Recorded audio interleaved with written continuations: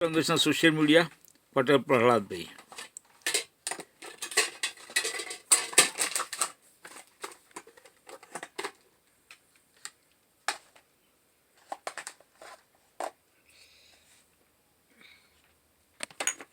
मतलब कोइंसिडेंट होते रहते हैं। वैसे ही राजनीति में भी संयोग होते रहते हैं, लेकिन जब संयोग बार बार दोहराए जाएं, एक बार नहीं कई बार सेम संयोग हो, तो फिर मन में एक सवाल पैदा होता है कि ये संयोग है या फिर सोची समझी रणनीति के तहत प्रयोग। बिहार के चुनावी नतीजे आए इतने दिन हो गए, लेकिन हर दिन इसे लेकर कोई ना कोई नया सवाल खड़ा हो जाता है। दोस्तों, दिक्कत ये है कि जिनको इन सवालों के जवाब देने चाहिए, चुनाव आयोग वो सवाल देता नहीं है और इसीलिए ये सवाल बड़े हो जाते हैं।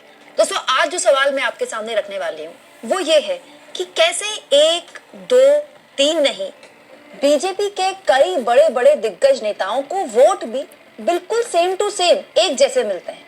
दोस्तों, ये फोटो इस वक्त बिहार के सियासी गलियारों में, बिहार के सोशल मीडिया में काफी वायरल हो रही है और बिहार के लोग अपना माथा पकड़कर पूछ रहे हैं ये कैसे हो गया। दोस्तों, बीजेपी के 2 डिप्टी सीएम हैं, विजय सिन्हा और सम्राट चौधरी। क्या आप जानते हैं बीजेपी के दोनों डिप्टी सीएम जीते, लेकिन जितने वोटों से जीते वो बिल्कुल सेम टू सेम है। देखिए, बीजेपी के एक डिप्टी सीएम सम्राट चौधरी, उनको मिले 1,22,480 वोट। बीजेपी के दूसरे डिप्टी सीएम विजय सिन्हा, इनको मिले 1,22,408 वोट। मतलब पीछे के 80 और 0.8 का ही फर्क है, आगे जो 122 है वो सेम है। और अगर आपको ऐसा लग रहा है कि 122 केवल सम्राट चौधरी और विजय सिन्हा के बीच का ही है, तो ऐसा नहीं है। देखिए, बीजेपी के एक और बड़े नेता है नीरज कुमार सिंह, उनको भी 122,491 वोट मिले, यहाँ भी 122 सेम है। ठीक है, वीरेंद्र कुमार, इनको भी 122,773, यहाँ भी 122 सेम है। कृष्ण कुमार ऋषि, ये भी बीजेपी के नेता है, यहाँ भी 122,494।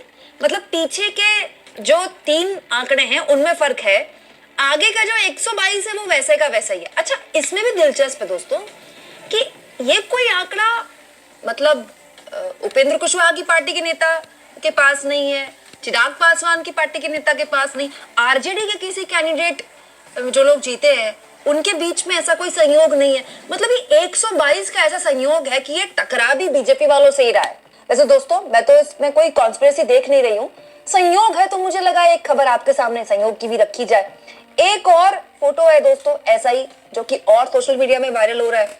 अब देखिए, बीजेपी का एक और संयोग, और दोस्तों ये संयोग भी अजीब बात है कि बीजेपी के साथ ही हो रहा है, सारे संयोग बीजेपी के साथ हो रहे हैं। ये संयोग है 100 वाला। Ever wondered what your home looks like from space? Enter your BJP के एक नेता है तारकिशोर प्रसाद, बहुत बड़े नेता है, बीजेपी के पूर्व डिप्टी सीएम रह चुके हैं बिहार में। दोस्तों, ये जीते हैं 1 लाख वोटों से, लेकिन यहाँ भी आंकड़ा देखिए 100,255। एक और बीजेपी के नेता है सुरेंद्र मेहता, यहाँ भी आंकड़ा देख लीजिए 100,343। मतलब पीछे के डिजिट सेम हो रहे हैं, आगे का 100 सेम है। ठीक है, सेम संजय कुमार पांडे 100,044, रंजन कुमार 100,477, संजय कुमार 100,485, जिवेश कुमार 100,496, रोहित पांडे 100,770 और रोहेल रंजन 100,487। इसमें केवल रोहेल रंजन जो है वो जेडीयू से है, बाकी सब बीजेपी से हैं। हालांकि इस वाले आंकड़े को इतना मुद्दा नहीं बनाया जाना चाहिए, क्योंकि ये 1 लाख है बेसिकली। तो 1 लाख वोटों से तो कई उम्मीदवार जीतते हैं, लेकिन बात यही है ना कि बिहार के चुनावी नतीजों पर इतना शक लोगों के मन में है, इतने सवाल मन में कि ऐसे आंकड़े भी वायरल किए जा रहे हैं, जबकि 1 लाख वोटों से जीतना एक सामान्य बात है। ठीक है, हालांकि जीत बहुत बड़ी है, मतलब इन सभी को बहुत बधाई, बहुत पॉपुलर नेता है अपने इलाके के, इससे पता चलता है। लेकिन 1 लाख से जो भी जीतेगा वो उसके आगे 100 ही लगाएगा ना, तो इसीलिए ये बहुत बड़ा दिख रहा है। लेकिन ये आंकड़ा इतना कोई रहस्यमय आंकड़ा नहीं है। लेकिन दोस्तों, उसके अलावा बहुत से रहस्यमय खुलासे हो चुके हैं, जिसके बारे में चुनाव आयोग ने कुछ नहीं कहा ना कुछ किया।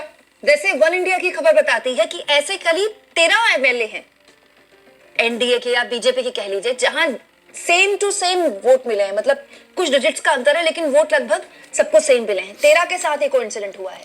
चलिए इसको कोइंसिडेंट मान भी लेते हैं, जो कि हमको मानना भी चाहिए, क्योंकि डिजिट्स में ऊपर नीचे हो सकता है। लेकिन कुछ सवाल है जो कि अब तक अनसुलझे हैं। मैंने आपको रविवार को एक खबर दिखाई थी, इस खबर के जरिए मैंने आपको बताया था, आज तक के रिपोर्टर है पीयूष मिश्रा, जो बिहार चुनाव में कवर करने के लिए गए थे चुनाव, उनको बीजेपी के एक नेता ने बताया कि कैसे पपीते के पत्ते से हाथ की स्याही मिटाकर उन्होंने 2 जगह वोट डाला।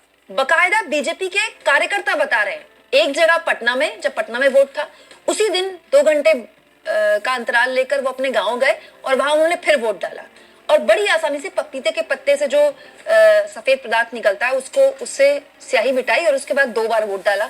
ये घोषित तौर पर बीजेपी के कार्यकर्ता बता रहे हैं। इसी वीडियो में मैंने आपको बताया है कि ऐसी भतेरी फोटोज सोशल मीडिया में वायरल हो चुकी है, जो बीजेपी के दिल्ली के कार्यकर्ता हैं, दिल्ली में भी वोट डाल रहे हैं, बिहार में भी वोट डाल रहे हैं। बीजेपी के यूपी के कार्यकर्ता दिल्ली यूपी में वोट डाल रहे हैं, फिर बिहार में वोट डाल रहे हैं। ऐसे भतेरे एग्जाम्पल्स सोशल मीडिया में वायरल हो चुके हैं दोस्तों। इस पर चुनाव आयोग के मुंह से एक शब्द तक नहीं निकला है।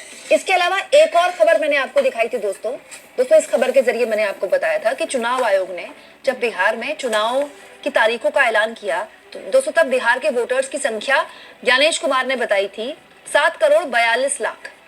एक ओवरव्यू अगर लिया जाए मतदाताओं का,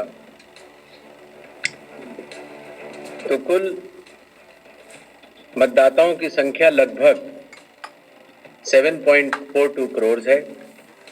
और चुनाव की तारीखों के ऐलान के बाद मतलब 1 महीने के अंदर जब दोनों फेज निपटे, दोनों फेज की वोटिंग निपटी, तो चुनाव आयोग के दस्तावेज में बताया गया रिटन में कि चुनाव में, पूरे बिहार के चुनाव में 7 करोड़ 45 लाख वोटर्स ने हिस्सा लिया। तो जब चुनाव की तारीखों का ऐलान हो रहा है तब से, चुनाव जब हो गए तब तक ये 3 लाख वोट कैसे बढ़ गए, इसका जवाब आज तक चुनाव आयोग ने नहीं दिया है।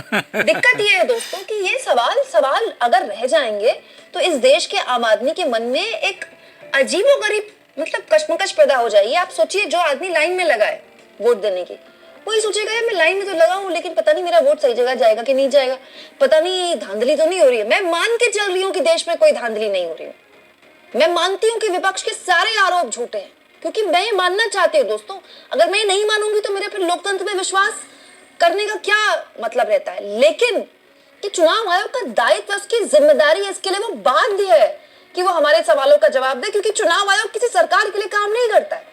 इलेक्शन कमीशन ऑफ इंडिया नाम है उस संस्था का, इलेक्शन कमीशन ऑफ गवर्नमेंट नाम नहीं है। But election commission Modi and Shah हो गया है, राजीव और ज्ञानेश हो गया है इस देश के लिए, भारत के लिए।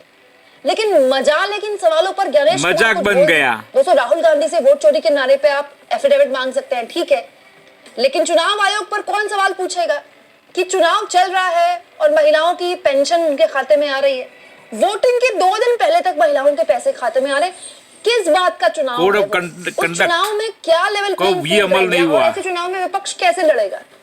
आप चुनाव में हार के बाद विपक्ष को मेहनत करो, जज्बा दिखाओ के भाषण दे सकते हैं, देने भी चाहिए, क्योंकि विपक्ष जमीन पर उतरने में उस कदर प्रयास नहीं करता जिस तरह बीजेपी करती है। लेकिन दोस्तों, जो संस्थाएं चुनाव करवाती हैं, अगर वो सीधे सीधे एक पार्टी की बी टीम बन जाएंगी और उस तरह से काम करेंगे, उन सारे सवालों को दरकिनार करेंगी, तो फिर आप विपक्ष को कैसे दोष देंगे? भाई, पहले सब कुछ तो अपनी जगह पर हो, संस्थाएं तो ठीक से काम करें। विपक्ष की गलती है तो वो हर चुनाव हारे। हमने कोई विपक्ष का ठेका ले रखा है क्या? दोस्तों, ये मान के चलिए आप, ये आज जवाब चुनाव आयोग को देने ही पड़ेंगे। 2014 आफ्टर के बीच भी आम सहमति बन रही है। Great scam of the world history, Congress party में 2 बड़े mister Rajiv Kumar and mister Gyanesh Kumar and mister Modi and mister Shah responsible of the India democracy. पहले हफ्ते दिल्ली के रामलीला मैदान में एक बड़ी रैली का आयोजन किया जाएगा। ये रैली न केवल चुनाव आयोग, great problem of the history, कथित तौर पर धांधली के खिलाफ भी होगी, जिसकी अगुवाई करेंगे राहुल गांधी। आपको क्या लगता है दोस्तों, क्या बस यही एक रास्ता बचा है विपक्ष के पास? कमेंट बॉक्स में जरूर लिखें।